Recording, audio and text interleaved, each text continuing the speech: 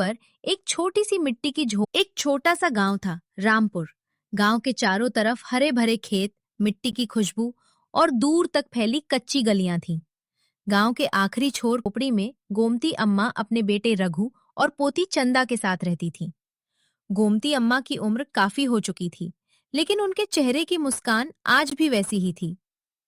एक शाम आसमान में अचानक काले बादल छा गए। अम्मा, आज तो बहुत तेज बारिश होने वाली है।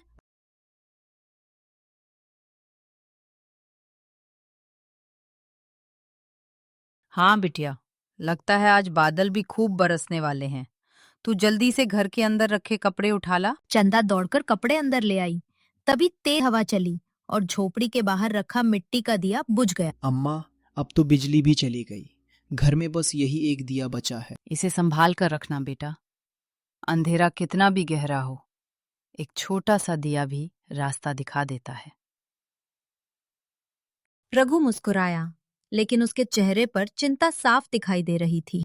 रघु कई दिनों से काम की तलाश में था। गांव में इस बार फसल खराब हो गई थी और घर की हालत भी ठीक नहीं थी। उस रात तीनों ने थोड़ा सा खाना खाया और सोने की तैयारी करने लगे। तभी बाहर से किसी के जोर जोर से चिल्लाने की आवाज आई। बचाओ, कोई है, मेरी मदद करो। अम्मा, बाहर कोई मदद के लिए पुकार रहा है। तुम दोनों अंदर रहना, मैं देखता हूँ। रघु हाथ में वही छोटा सा दिया लेकर बारिश में बाहर निकल गया।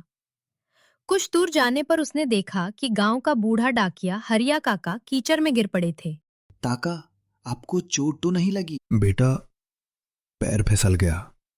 उठने की कोशिश कर रहा था लेकिन उठ नहीं पा रहा। चिंता मत करो काका, मैं आपको घर तक लेकर चलता हूँ। तेज बारिश के बावजूद रघु ने हरिया काका को उठाया और धीरे धीरे उन्हें अपने घर ले आया। चंदा ने तुरंत सूखा कपड़ा लाकर दिया।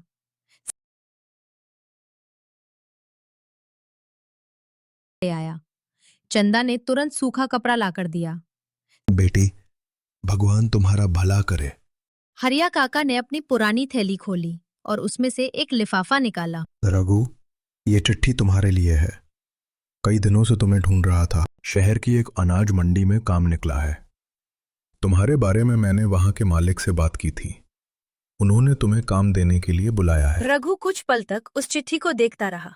उसकी आंखों में खुशी के आंसू आ गए। बेटा, तुमने आज बारिश में मेरी जान बचाई है, लेकिन सच कहूं, मैंने तुम्हें यह काम इसलिए दिलाने की कोशिश की क्योंकि पूरे गांव में तुम जैसा ईमानदार लड़का कोई नहीं। मैं हमेशा कहती थी बेटा, अच्छाई कभी बेकार नहीं जाती, बस उसका फल मिलने में थोड़ा वक्त लगता है।